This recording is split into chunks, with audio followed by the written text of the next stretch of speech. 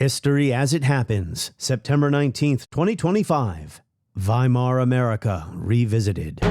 We will never be able to solve all the other problems, including the violence problems that people are worried about, if we can't have a clash of ideas safely. People on the left are much likelier to defend and celebrate political violence. Violence, which affects so many different people of so many different political persuasions, is an affliction of America. Let's have trial by combat.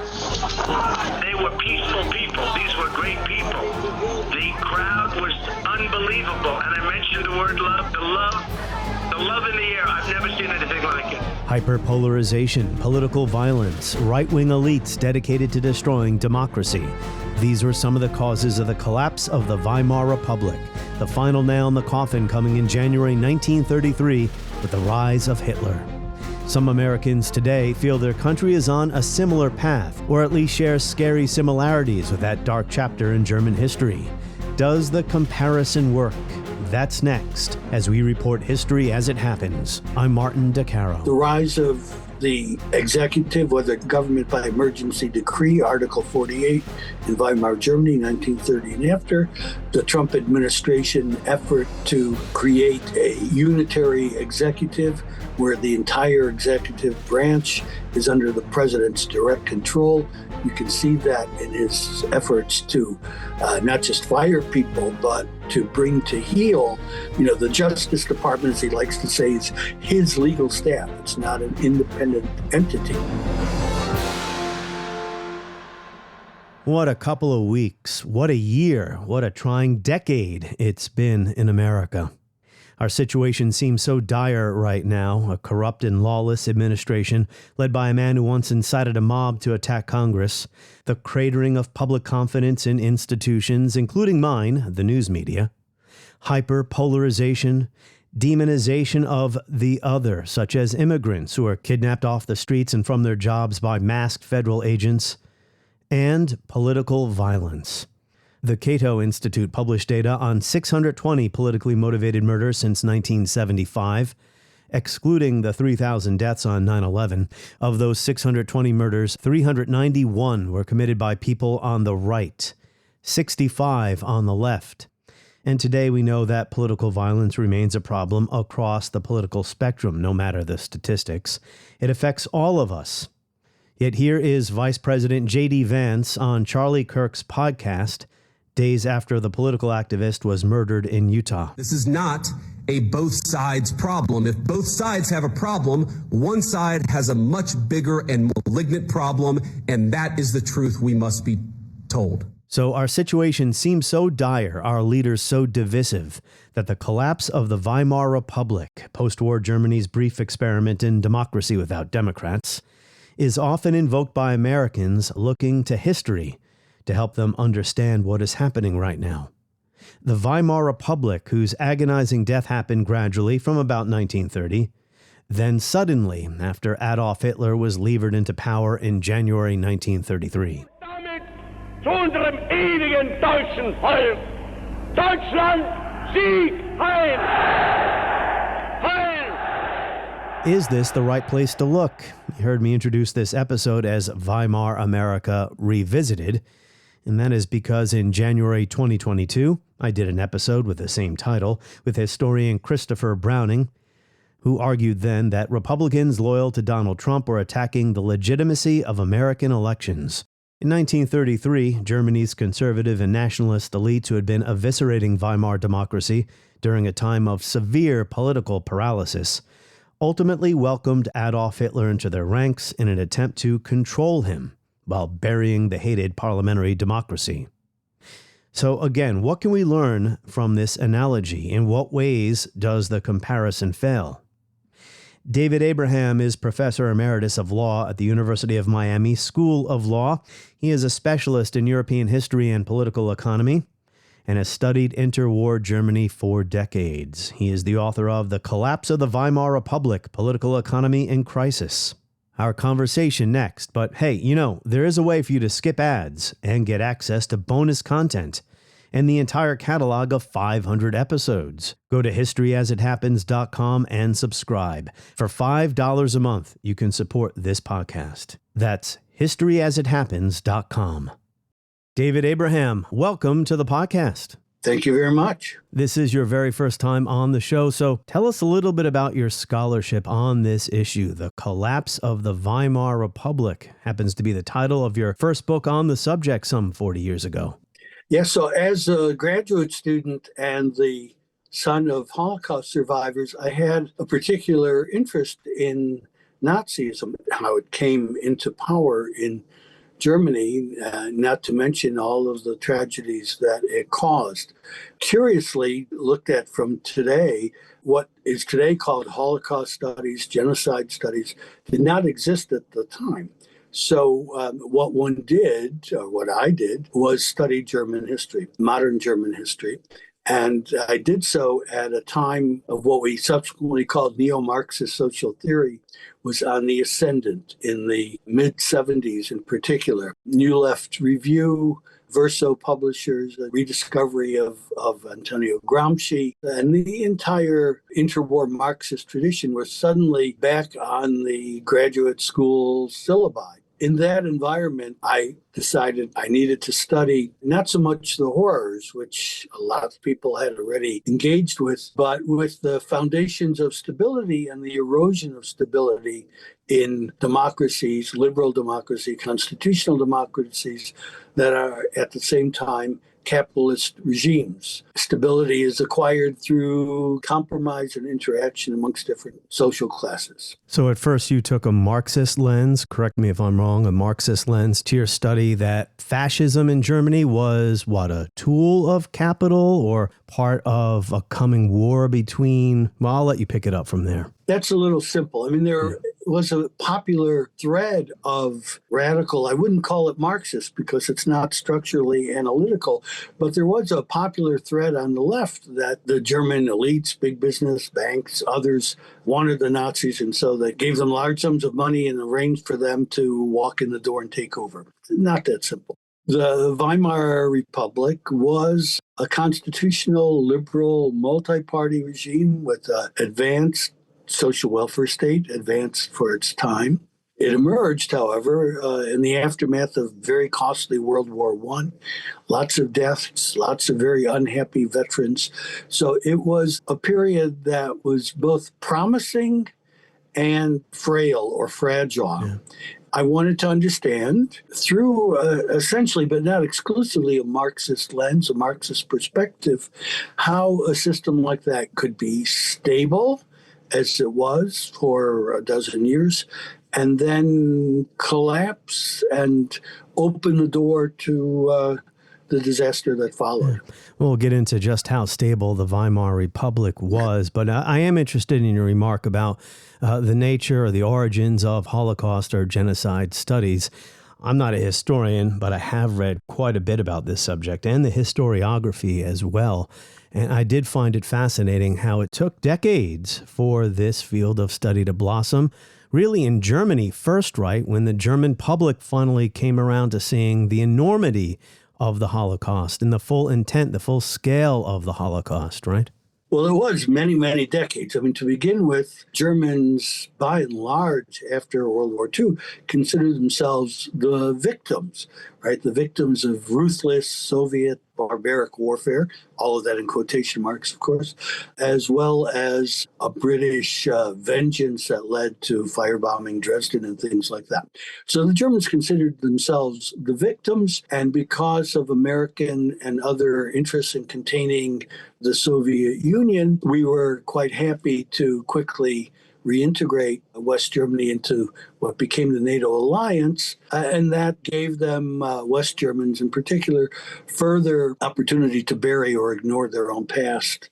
And it really took many decades, beginning in 1968 with the student rebellions of 1968, but really I would say into the 80s before that kind of serious confrontation with the past took place. At the same time, in East Germany, the regime there, the communist government there, thought that by defeating fascism, they had kind of washed their hands of the past, and so they didn't have to deal with it either, and didn't really for decades. And under Soviet ideology, No victim group was supposed to be singled out as special, right? That is also true, that the class nature of society, so there was a category in East German analysis of Jewish anti-fascist victims, and but it was their opposition to Nazism which defined them as foes and victims of the regime, not their ethnic or religious identity. All right, so let's dive into this comparison now. The collapse of the Weimar Republic. It is fresh in many people's minds because of the hyper-polarization of American society today, the assault on our democratic values and norms, some people feeling we're in the twilight of American democracy, and the political violence in our country. The latest incident, the horrifying murder in broad daylight of Charlie Kirk. We are learning new details about the suspected killer. His family members say he recently became more politically active. Authorities have released new footage of the suspect in the moments after the shooting. You can see him jumping down from the roof. And then we are now in a watershed moment for what I call the era of violent populism in America. We're going to channel all of the anger that we have over the organized campaign that led to this assassination to uproot and dismantle these terrorist networks. You know, David, I have spent a lot of time on my show over the past 4.5 years trying to steer people away from rummaging around the 1930s for answers to our current dilemmas, because there are a lot of problems with these comparisons. But I still like to deal with comparisons and analogies anyway, because we can show where the holes are and then say, okay, this is what you shouldn't learn from this.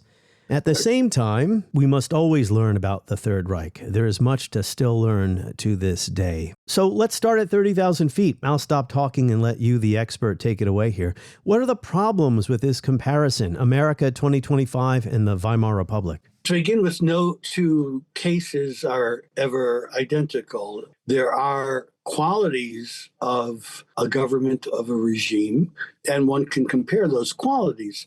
So certainly during the first Trump administration and at the start of this one, serious people, serious scholars took a kind of checklist approach. Here are a dozen or so attributes of fascist regimes based primarily on Italian fascist and German Nazi experiences. Here's where we are today. What is similar? What is different?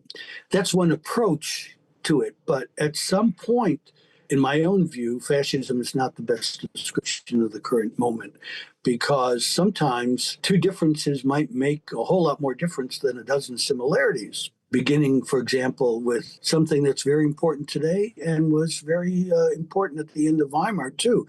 The rise of the executive, whether government by emergency decree, Article 48 in Weimar, Germany, 1930 and after, the Trump administration effort to create a unitary executive where the entire executive branch is under the president's direct control.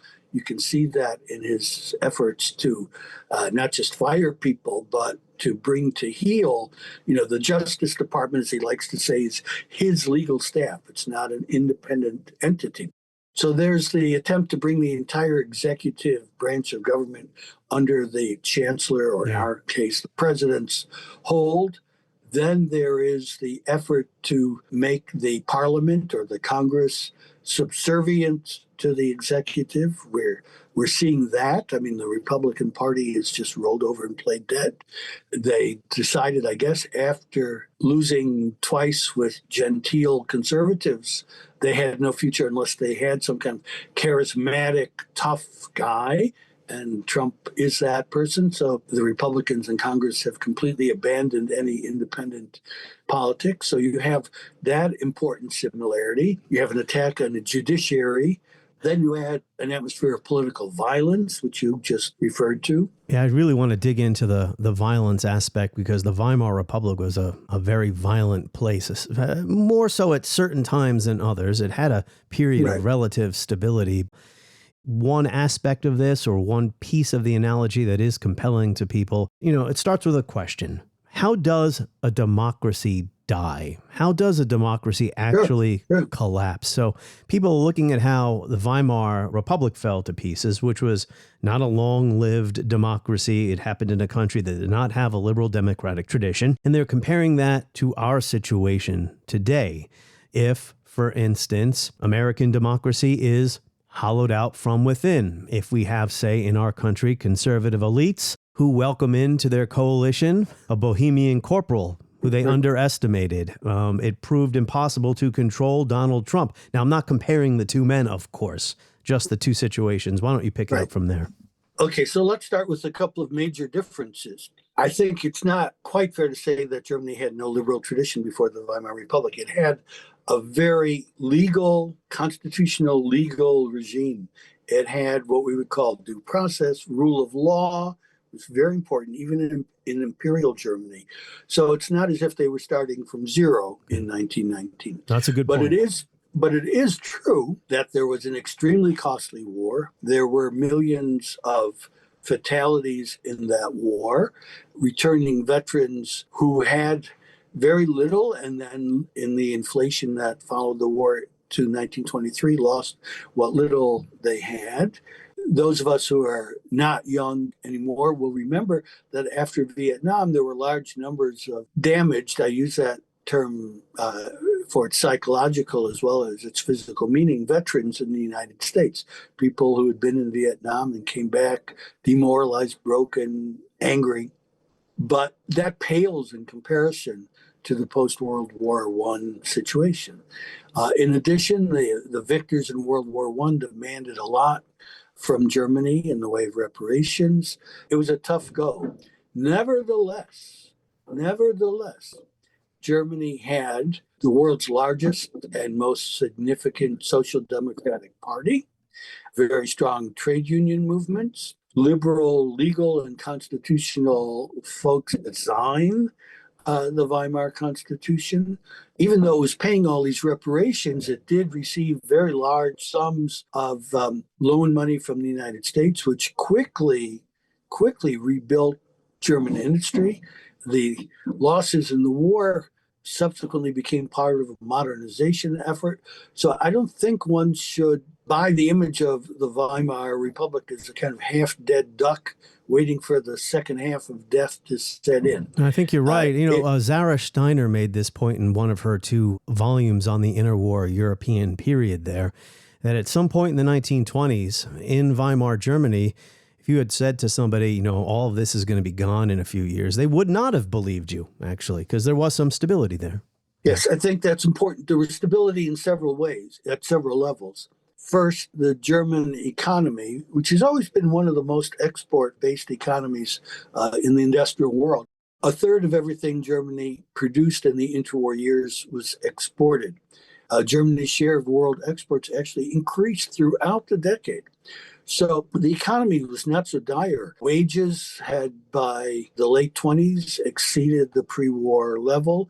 There were positive signs. On the other hand, there were also some strong warning indicators. Politically, what in the trade are called bourgeois parties or middle-class parties, ranging from moderately liberal to harshly nationalist and conservative, were not able to build ongoing loyalty and win elections regularly. There was nothing like the 2-party consensus that described American politics from at least the progressive period at the start of the 20th century until quite recently. So there was indeed the lack of experience in a multi-party system with stable coalition building. There was not the overall ideological consensus that describes the United States. Yeah, and there was a legitimacy problem. Even during the so-called golden years of the Weimar Republic, it still lacked legitimacy in the eyes of many people. And not only the so-called front fighters or the following generation who were angry about German defeat in World War I, who actually didn't fight in the war. In some ways, it was even worse for them from a psychological standpoint, which is interesting. Maybe the front fighters weren't so keen on going back to war after experiencing the trenches. It was the second generation who hadn't experienced the war that were just as militant, if not more. Not to digress about that. Yeah, but you're right about that. Yeah, so there was a legitimacy crisis. But, again, not to overdraw the comparison, we've had our shocks in this country, not something like the First World War in Germany, the defeat, and then the hyperinflation of the 1920s. But we have had the so-called forever wars in Iraq and Afghanistan and the abandonment, real or perceived, of a whole generation of veterans who are struggling now, right? We've had multiple economic crises, the crash of '08, and we had the COVID one. We've had an opioid epidemic. And for a lot of reasons we can't get into here, some of it is social media, some of it is just long-running trends in American society, trust in institutions, legitimacy is at a low point right now. Well, I would agree. I would also point out that we're not used to them, right? So France is in its fifth republic, right? It had three post-World War II political constitutional arrangements, even during the 30 glorious boom years that the French always talk about. Italy has had who knows how many governments in the last half century. The United States is not used to that. Since World War II, the United States was a dominant force around the world. We did not have problems, right? We had the luxury of considering inherited problems like the exclusion of 10%, namely African Americans, from most of society and from much of politics.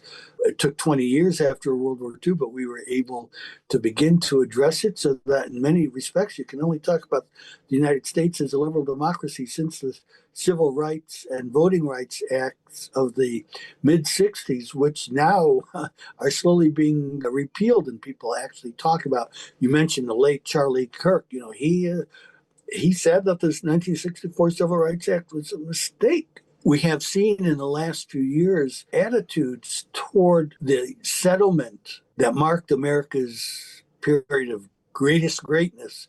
We're seeing the erosion of that. I mean, there are people in the Republican Party, but not only there, who never fully accepted FDR and the social welfare state, social safety net. Some parts of the American economic elite and the Republican Party are into Trumpism for that.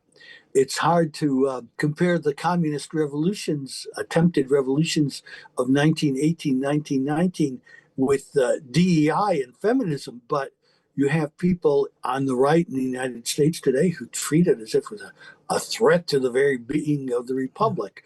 So you see some of these same impulses, but in the case of the United States, we have, as you said earlier, we've had a long-running, stable two-party system at the same time that we were the most dominant country in the world, and so it seemed easy. And there's been a hollowing out in the middle in our country. Now, we still have the two-party system, but within each party, they've been hollowed out, and the extremes are... Well, let me object to that. I object to that.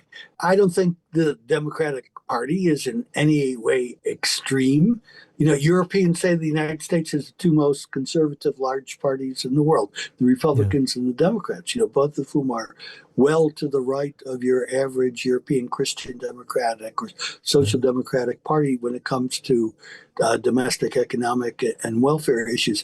I don't think that's right about radicalization. The Republican Party has certainly radicalized, even compared to the Nixon years, let alone the Eisenhower years. But the Democrats haven't radicalized. They rejected McGovern in the mid-'60s. They rejected Bernie Sanders 10 years ago. I should amend my statement. What I was trying to say, and this is probably a more precise term, is that the center has given way in the United States, that there are fewer conservative Democrats and almost no liberal Republicans anymore. But I do agree. I think what happens is that people, especially people who spend too much time online, conflate the fringes of the far left with the mainstream Democratic Party.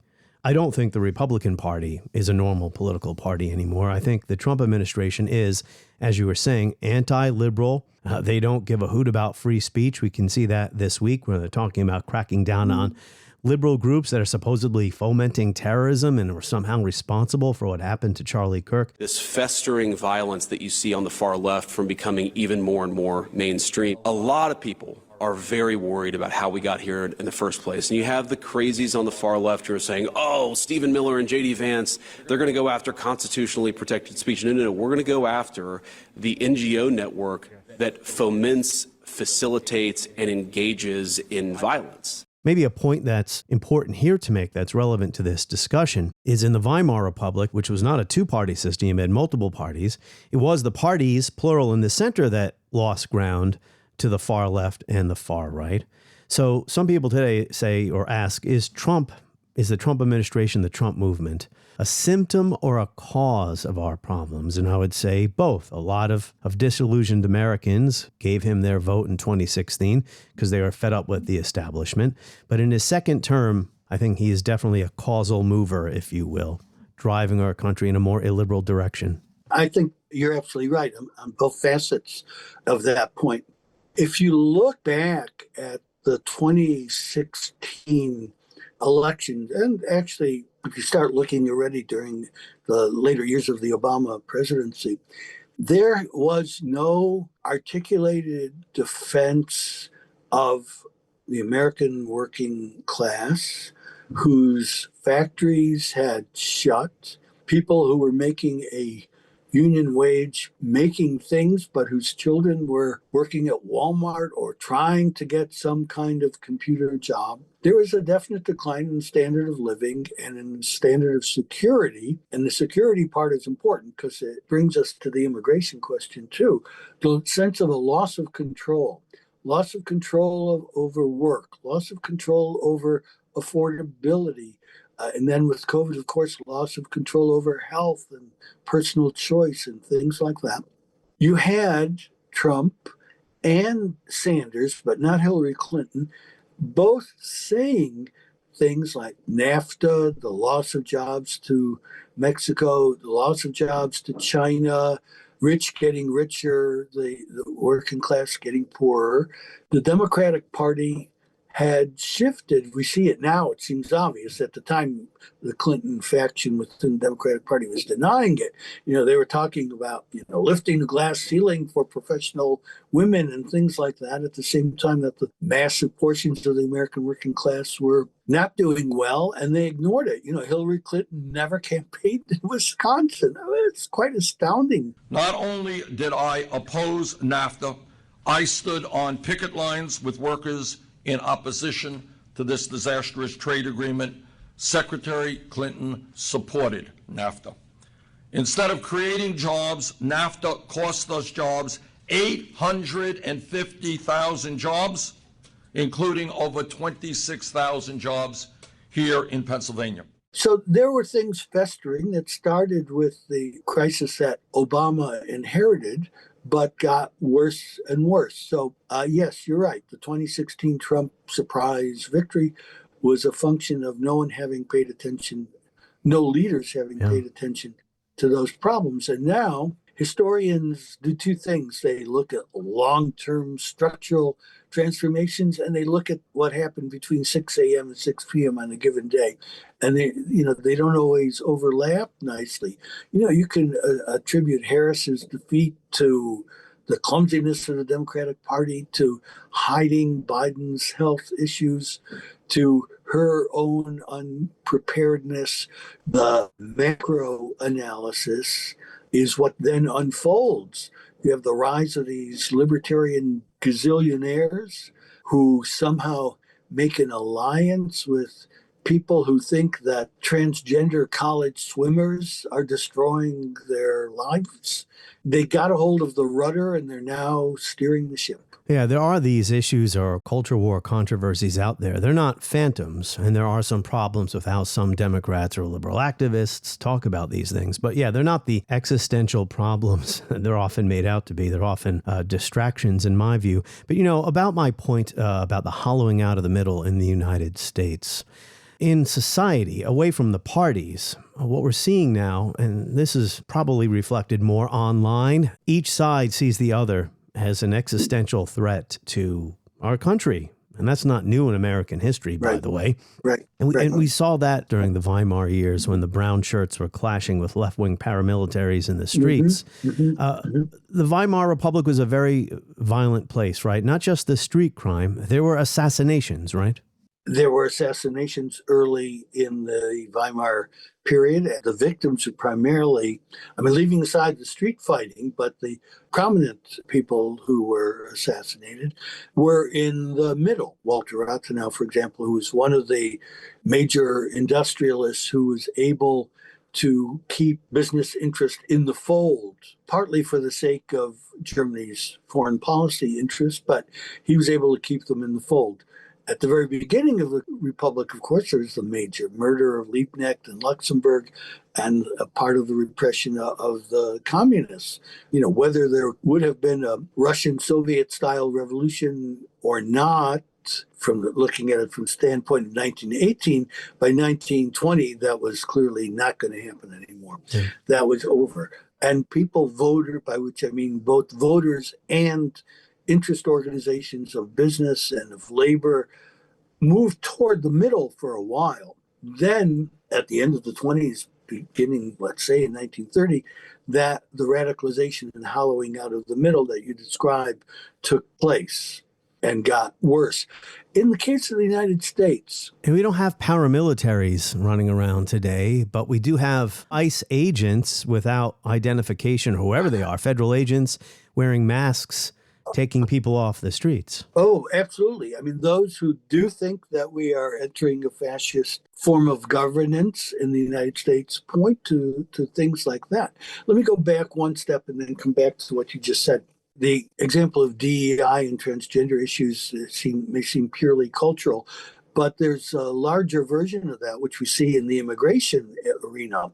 Namely, all you liberals talk about human rights and people from Guatemala, and in the case of Europe, people from Afghanistan and Syria, have just as much right to try and improve their lives in Ohio, let's say randomly, as anybody else. And so borders should be soft and open. But that's a material thing as well, right? That is a way of saying that, if you can't control your own borders, you don't have a country.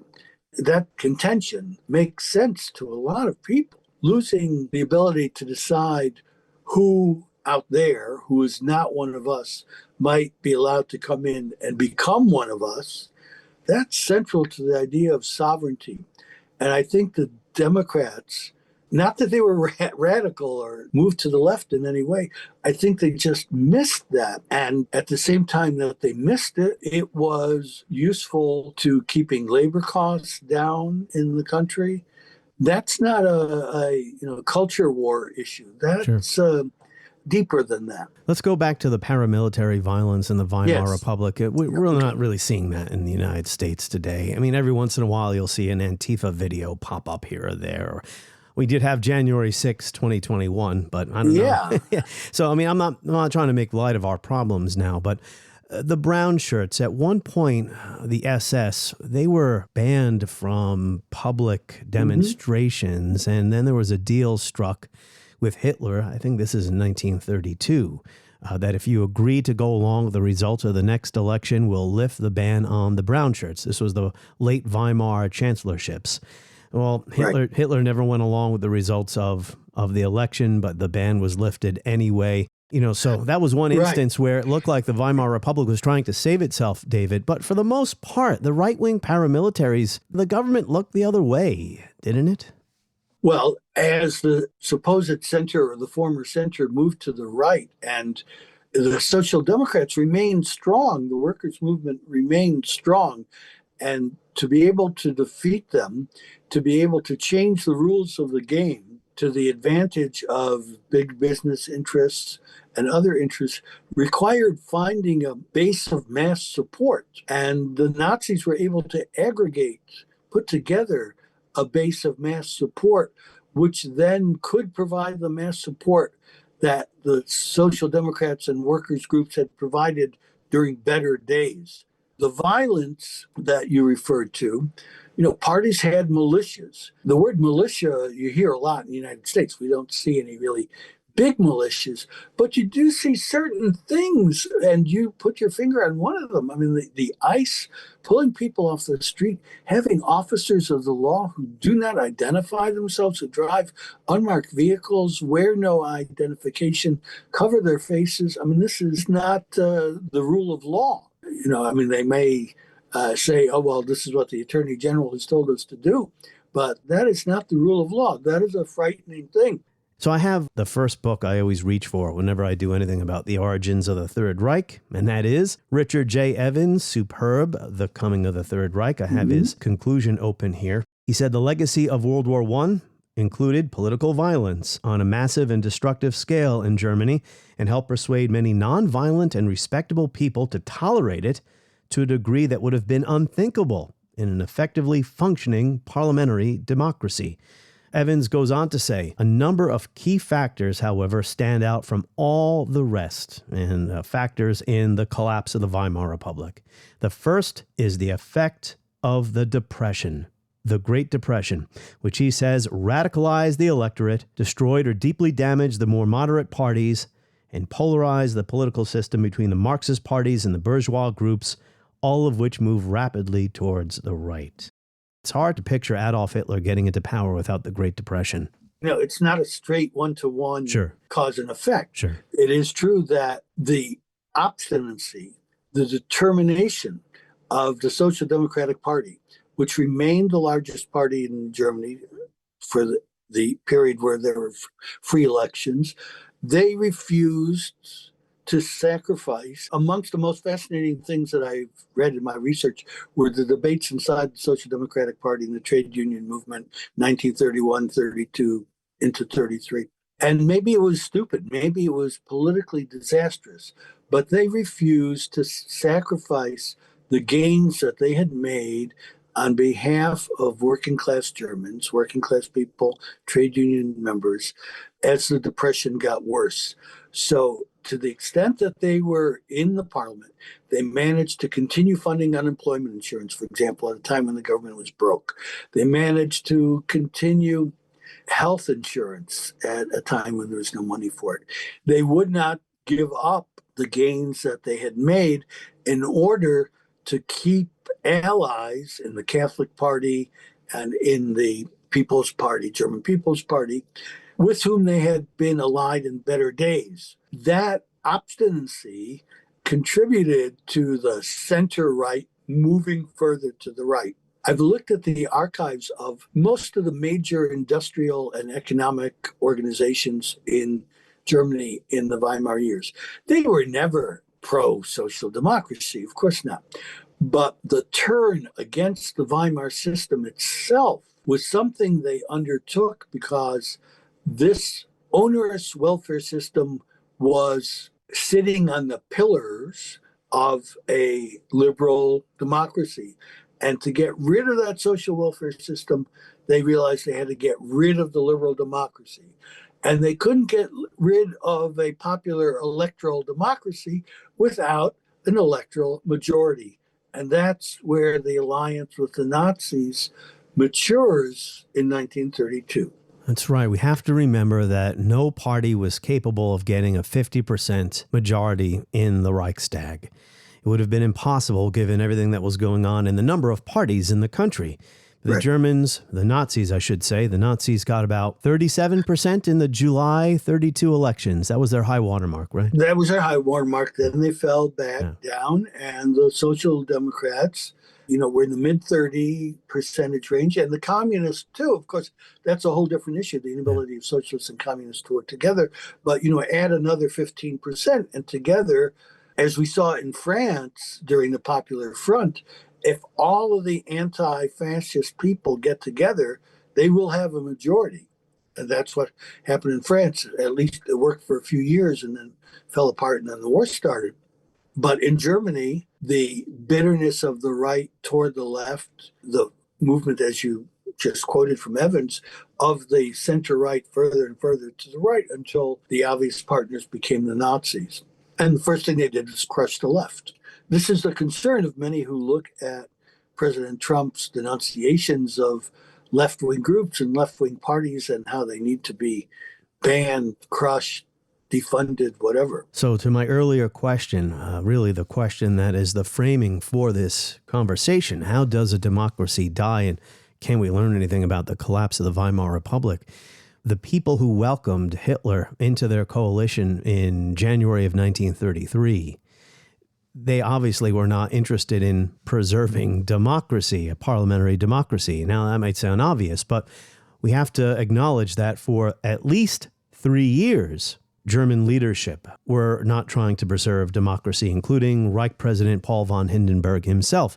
He dismissed 3 chancellors in 7 months. There was political paralysis that had to be broken. They were trying to figure out a way to end the paralysis in the country, to do away with Weimar democracy, not to save it, not to save it.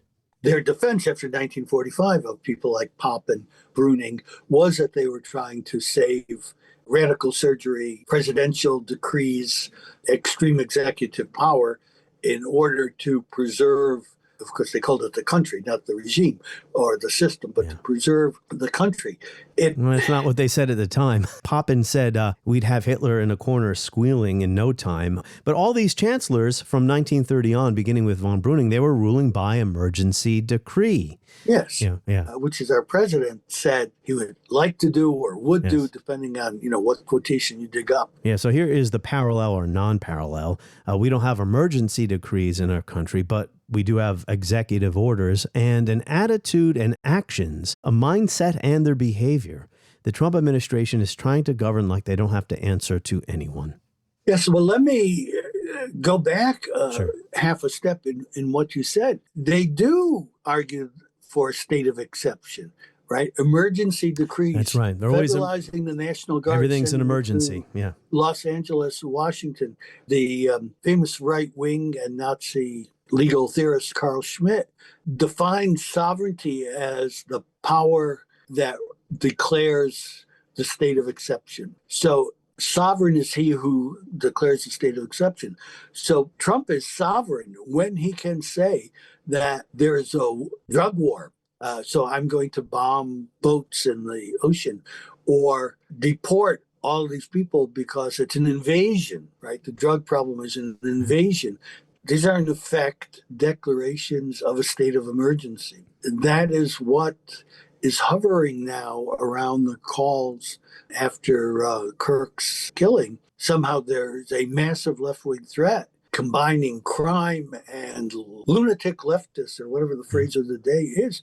That's a call for a state of exception in which the rule of law gives way to the call for order.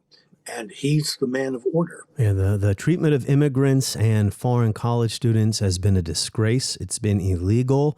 It's been anti-constitutional or unconstitutional. And in the United States, we have a court system that we hope will defend against this type of thing, but that's not a guarantee. The Weimar court system, I'm not up on that at the moment.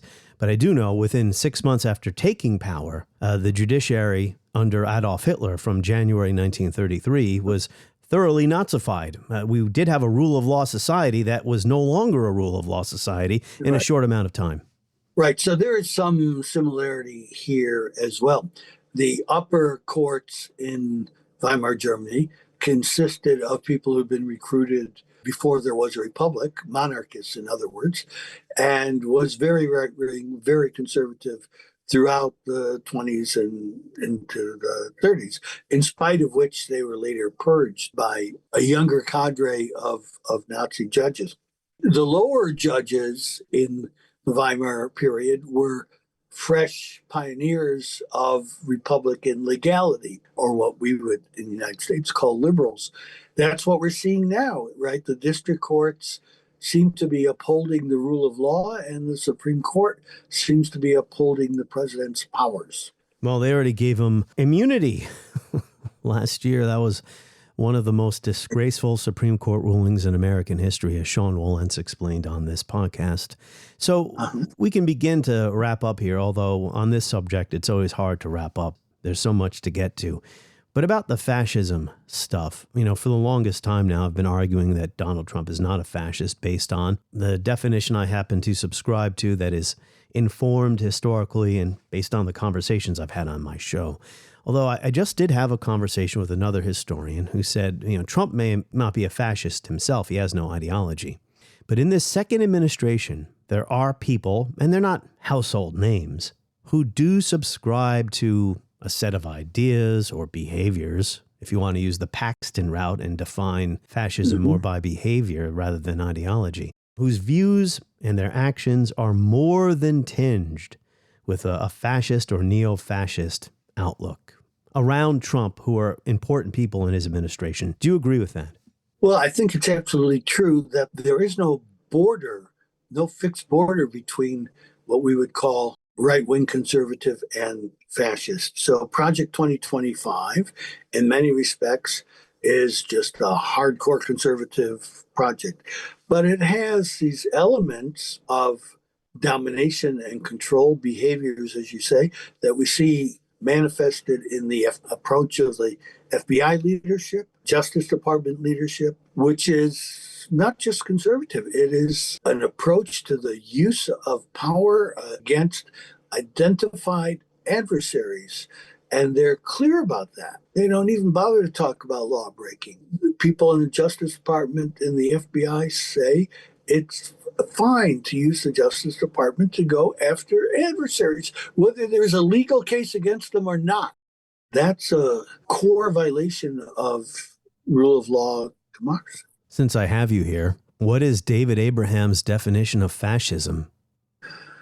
Oh, that's a tough one, particularly since I don't think that the Trump authoritarian regime is fascist. And the reason I don't use that definition is because of the role of war and depression and above all, the growth of the far right out of a defeat of a powerful left, right? Whether in Italy or in Germany, it all begins with a defeat of far left, and that we haven't seen in the United States.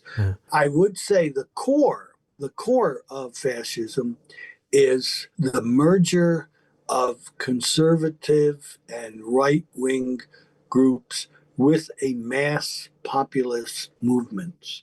How about palingenesis? Roger Griffin makes the argument that fascism is a political ideology, not just a set of behaviors, a political ideology that has at its mythic core the idea of rebirth, national rebirth, almost at an anthropological level, remaking humans, remaking men in a new mold, a rebirth. It's forward-looking. It looks to the past, but it also looks ahead. Yeah, so I don't think that's present in either MAGA or Trump, right? This is making America great again. It has, we haven't discussed this, it has the racist, ethno-nationalist element that it shares with fascism.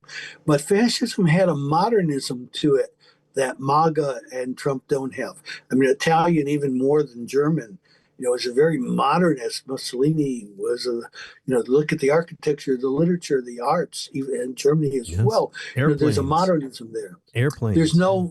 There's no modernism in MAGA. This is making America great again. It's nebulous. It's a nostalgia. When you hear MAGA, whoever you are, the individual listening to that can project whatever they want onto that idea. When America was great again in your own mind. I mean, I think that's part of the brilliance of that rhetorical usage by Trump. David, do you believe that fascism is not a perpetual political phenomenon, meaning it really only existed in a certain time and place under certain conditions in the interwar period of Europe? Well, for a long time, scholars in my field and in adjacent fields considered fascism part of the reaction to the Soviet Revolution of 1917 and the World War I.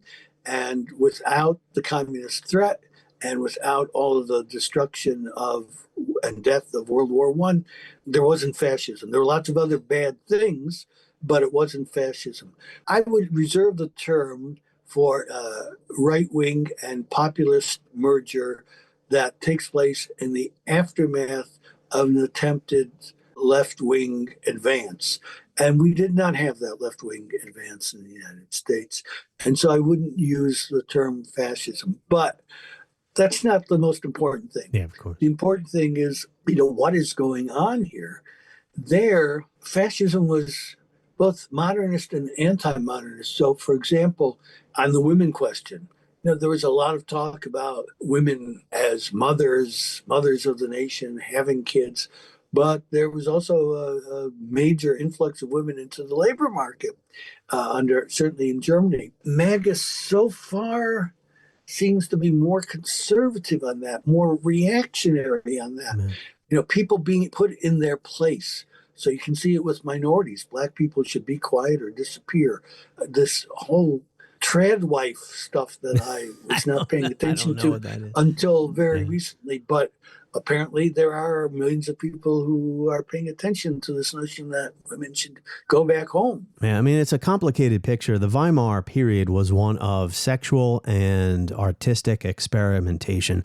And that really comes out in this fantastic TV show that I've been watching the past few years, Babylon Berlin. Man, a great show. You see that that liberalism there. So, and it was avant-garde as well, jazz, all of it, music, gender, sexuality.